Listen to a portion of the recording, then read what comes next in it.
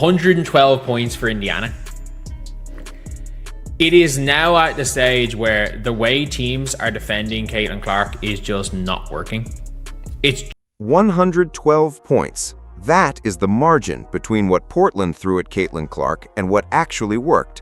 They tried everything: full court denial, hard traps off every screen, deliberate fouling, daring the rest of the roster to beat them, and she still walked off that floor with a 26-point triple-double. At some point, you have to stop asking what teams are doing wrong and start asking whether there is even a right answer left. Because right now, watching the Indiana Fever offense operate over this 5-game win streak, it genuinely feels like the defensive playbook for stopping Caitlin Clark simply does not exist.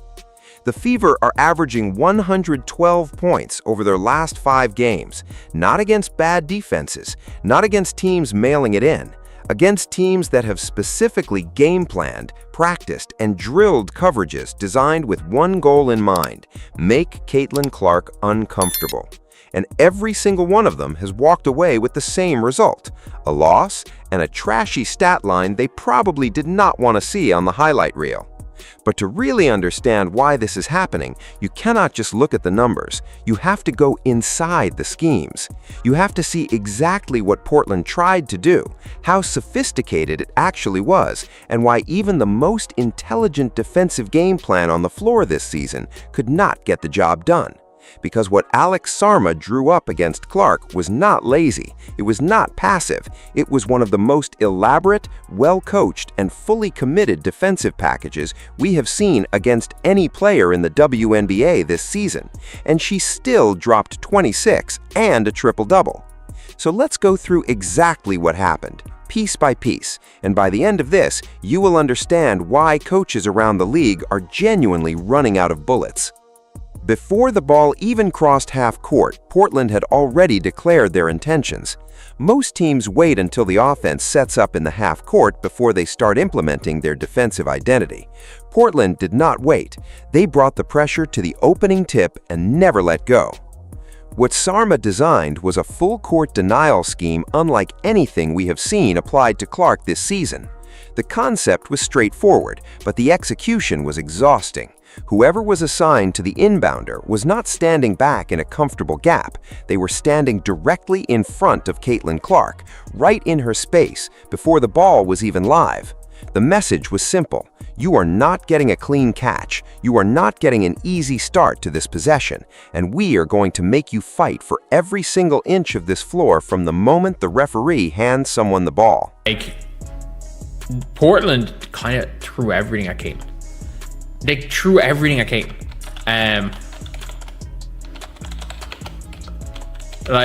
And she still had a 26-point triple-double.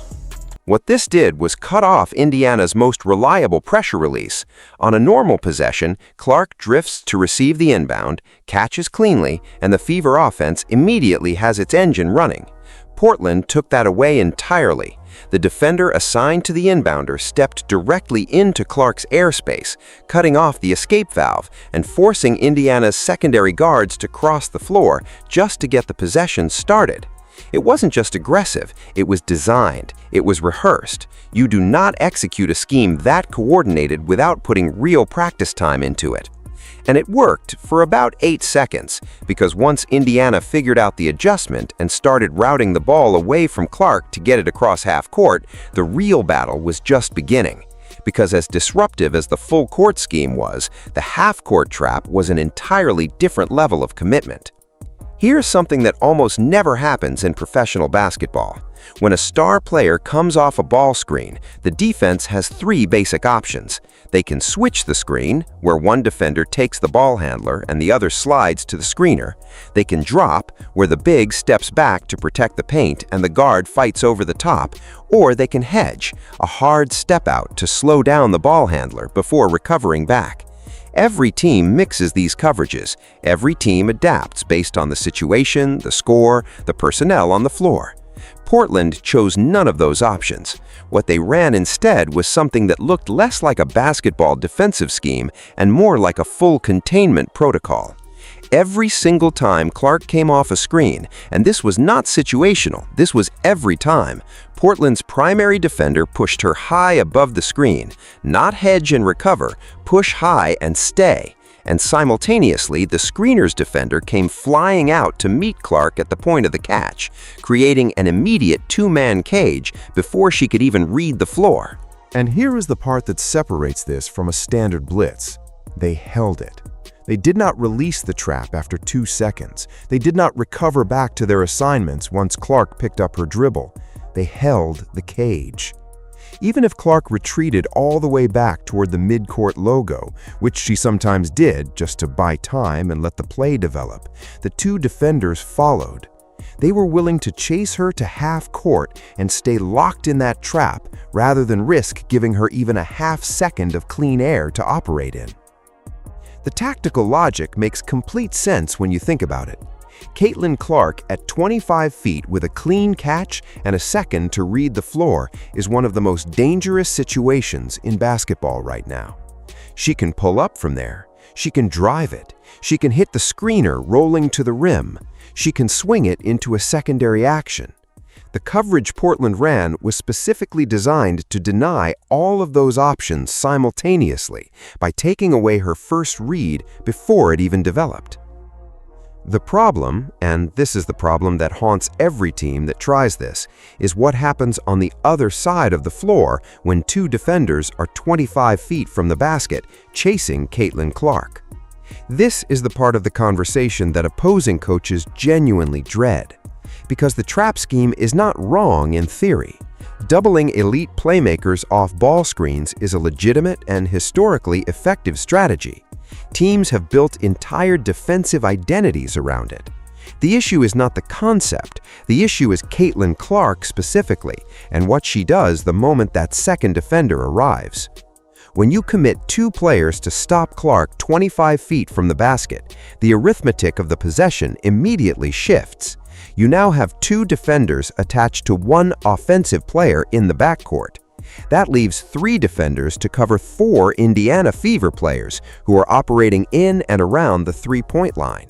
4 on 3, every time, by design. Earlier in her rookie season, that math did not automatically doom the defense. Indiana was still finding their footing. The reads were fast, the spacing was new, and sometimes the Fever left those open looks on the table because the decision-making was a fraction too slow. Defenses could absorb the 4 on 3 because the execution on the other end was inconsistent enough to survive it. That hesitation is completely gone now. Watch what happens the moment Portland's trap engages. Clark sees it immediately. She does not panic, she does not force anything. She reads the coverage, identifies where the numbers advantage is, and delivers. Aaliyah Boston gets the ball in the mid-post with a step advantage on her defender. Kelsey Mitchell gets a curl coming off the weak side with nobody within 5 feet of her. The ball moves one more time, and suddenly a player at the top of the key is standing completely unguarded for a wide-open triple. Clark never even had to score. She turned a defensive scheme designed to suffocate her into a clinic on how to destroy a defense with passing. These are not lucky passes. They are not accidental. This is Clark processing the defense at a speed that is frankly uncomfortable to watch if you are a coach on the opposing bench. She sees the trap coming, she sees the rotations collapsing, and she already knows where the ball is going before the second defender's foot even hits the ground. The hockey assists she generated against Portland were not the byproduct of good teamwork. They were the natural consequence of 2 defenders chasing 1 player and leaving 3 professionals completely open in the half court. And here is the part that makes this an unsolvable puzzle right now. Aaliyah Boston and Kelsey Mitchell are not charitable. They are not the kind of supporting cast that lets defenses off the hook by missing open looks. When Clark finds them, they convert. The 4 on 3 math does not just theoretically favor Indiana, it actually, repeatedly, consistently destroys teams at the scoreboard level. Portland figured this out partway through the game, which is when they reached for a different tool entirely. There is a moment in almost every game when a defensive team runs out of tactical answers and starts making physical ones. When the scheme is not working and the rotations keep breaking down, the last resort is contact. Make the star player uncomfortable. Get into their body. Take the foul. Disrupt the rhythm. Force them to earn every single point from the free throw line rather than letting them flow through the offense like they own the building. Portland went there, and they went there hard. Watch Holly Winterburn on the sequences where her rotation arrived a half-step late. The objective stopped being to contest the shot or cut off the driving lane. The objective became stopping Clark's momentum by any means available. Winterburn stepping across on a driving Clark, not trying to establish legal position, not trying to play the ball, just throwing herself into the path of the play and hoping the contact was enough to interrupt the sequence. It looked less like a basketball play and more like a linebacker assignment. This was not isolated to one player or one moment. The pattern was consistent enough that it felt like part of the game plan. When Clark burned a defender, when the trap broke down, when she turned the corner on a two-man cage, the response was not to try to recover and contest cleanly. The response was to get to Clark and foul her, make it a free throw problem, pull her completely out of rhythm by turning a live, fast-moving basketball possession into a dead ball situation at the charity stripe. The tactical thinking behind this is understandable. Clark is not a 90% free throw shooter. You take her off her natural rhythm, you make her stand at the line and think, you break the flow of the offense, and you give your team a chance to reset the defensive scheme. In theory, it is a way to buy time and stability when everything else is collapsing around you. In practice, it just gave Clark extra possessions and put Indiana in the bonus earlier than Portland wanted. Because here's the thing about using intentional fouling as a defensive strategy against a player of Clark's caliber. It only works if the free throws do not go in. And even when they do not go in at an elite rate, you're still giving her a standing invitation to set up the offense and run the next action exactly the way she wants it when play resumes. The stop-and-start rhythm that Portland was trying to impose on the game ended up being just as damaging to their own defensive structure as the flowing half-court sets they were trying to prevent. And yet, in stretches, the gamble was actually paying off. Here is the part that does not get talked about enough. Portland's defensive scheme was not a disaster. It was not a poorly designed or poorly executed game plan that deserved to lose. For significant stretches of that game, Alex Sarma's tactical decision to dare the rest of the Indiana roster to beat them was genuinely working. When you sell out entirely on one player, you're making a bet. The bet is that the other four players on the floor cannot beat you at a high enough rate to overcome what your defense is taking away from the star. Portland made that bet, and for a while the rest of the Fever were not cashing the ticket. Kelsey Lou Samuelson found herself at the top of the key with no one near her, uncontested, wide open, exactly the shot you want as a shooter. She hit the triple. Portland did it again. She hit it again. The wide-open looks that Clark's gravity was creating were landing, and Indiana's lead was not building the way you would expect when a defense is supposedly being torn apart by 4-on-3 situations. Portland was leaking just enough open looks to keep the deficit manageable, while trying to completely erase Clark as an offensive option. This is the strategic paradox at the heart of modern basketball defense. If you guard everyone normally, Clark eats you alive in isolation, off the dribble, off screens, from distances that shouldn't be possible.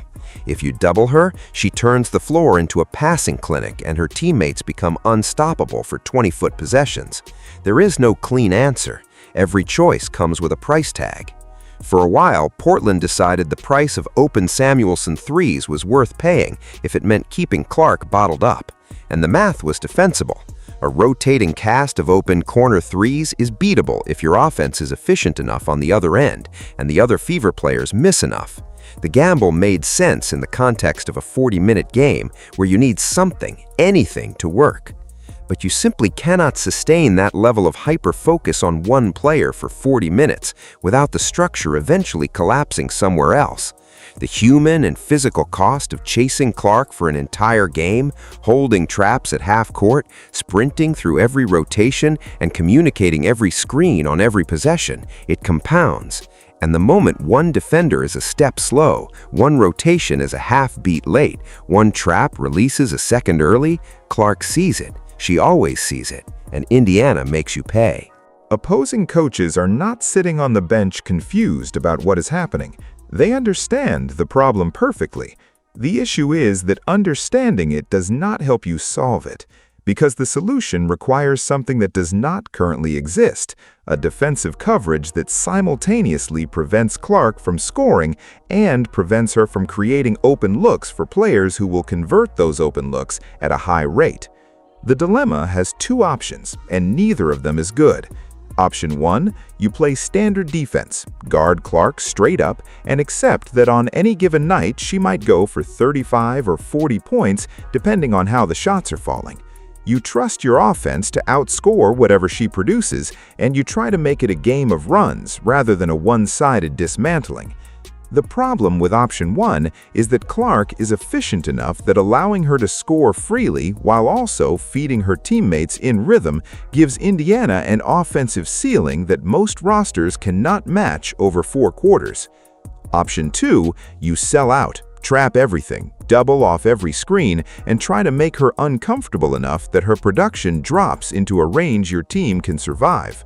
You dare Kelsey Mitchell, Aaliyah Boston, and the rest of the Fever roster to beat you, and you live with the consequences. The problem with option 2 is that we are watching in real time what those consequences look like.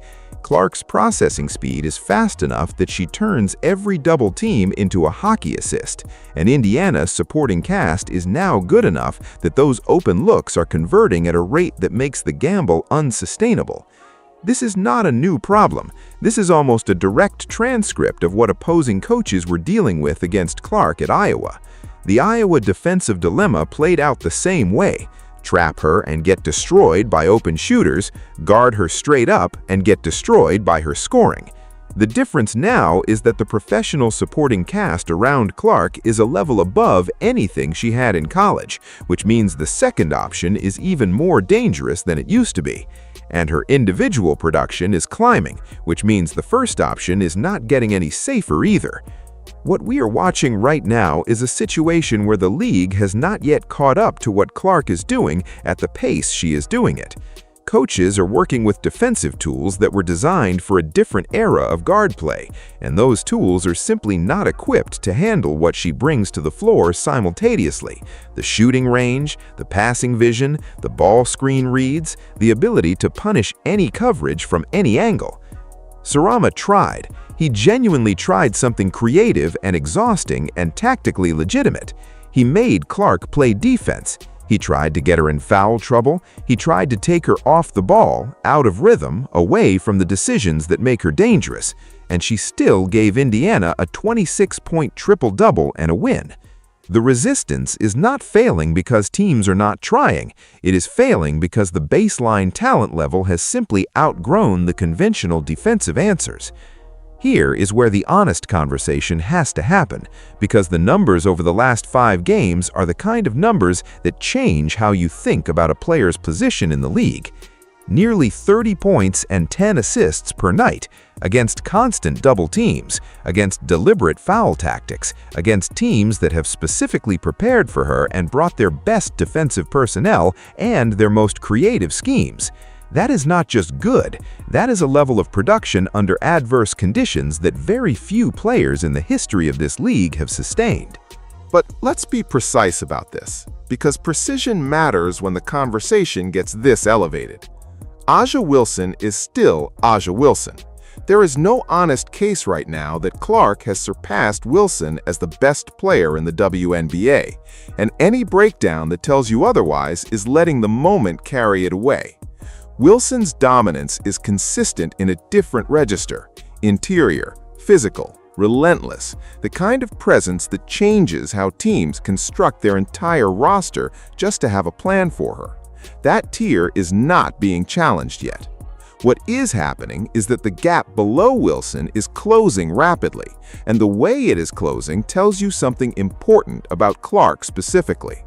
The same defensive coverages that Portland used against Clark, The full court denial, the hard traps off every screen, the deliberate physical contact have been applied to other elite young guards in this league this season. When Olivia Miles gets that treatment, she finishes with 7 points and 0 assists. When those schemes get dialed up against similarly talented players at Clark's position, their production does not just dip, it collapses. When Clark gets it, she orchestrates a 110-point offensive clinic and posts a triple-double. That gap between how Clark processes these coverages and how other elite guards at her level respond to the same pressure is the most revealing data point of the past month. It is not just that she is producing, it is that she is producing in contexts that have historically shut down comparable players, and she is doing it by turning defensive aggression into offensive opportunities at a speed and consistency that simply does not have a peer right now outside of Wilson. The conversation about Clark's place in the league hierarchy is not finished, but the direction of it is clear, and every game plan that gets thrown at her and fails makes the ceiling harder to define. Here's the question that lingers after everything Portland tried and everything Indiana executed. Is there a defensive scheme, anywhere, designed by anyone, that can actually contain Caitlin Clark for an entire playoff series? The honest answer is that we do not know yet. A single game, even a brilliantly designed one, is not the same as 4 or 5 games in a series where adjustments pile on top of adjustments and the tactical chess match compounds over multiple nights. Playoff basketball has a way of surfacing answers that the regular season obscures. Fatigue, film study, familiarity, specific personnel matchups, all of those things shift the equation in ways that are difficult to predict right now in the middle of a win streak. But what we do know, what this 5-game stretch has made impossible to ignore, is that the standard toolkit is empty. The blitz off ball screens, Clark turns it into hockey assists. The full court denial, Indiana adjusts and gets the ball in anyway. The hard trap that holds, 4-on-3 math destroys the rotation. The intentional foul strategy, Clark takes the free throws and the offense resets with all its structure intact. Every conventional answer has been tried. Every conventional answer has failed. And the player on the other end of it all is averaging nearly 30 and 10 in the process, on a team that is now winning at a rate that makes the league take notice. The resistance is not failing because the coaches aren't smart. Sarma is a smart coach. The resistance is failing because Caitlin Clark has reached a level where the gap between what she can do and what defenses can answer has become structural. It is not a scouting problem. It is not a scheme problem. It is a talent problem. The kind of talent problem that doesn't get solved in a timeout or a film session, that requires a level of personnel and athleticism and collective defensive excellence that most rosters in this league are simply not built to provide. The question heading into the playoffs is no longer whether teams can stop her. That conversation feels settled. The question is whether any team can find something, some combination of length, physicality, switching ability, and depth that can make her uncomfortable enough, often enough, over enough possessions in a series to change the final score. That is the only defensive frontier left. And right now, based on everything we have seen, the answer is not sitting on anybody's whiteboard. Drop your thoughts in the comments. Do you think any team in the league has the defensive personnel to actually slow her down in a playoff series? Because based on what we're watching right now, the clock is running out on conventional answers.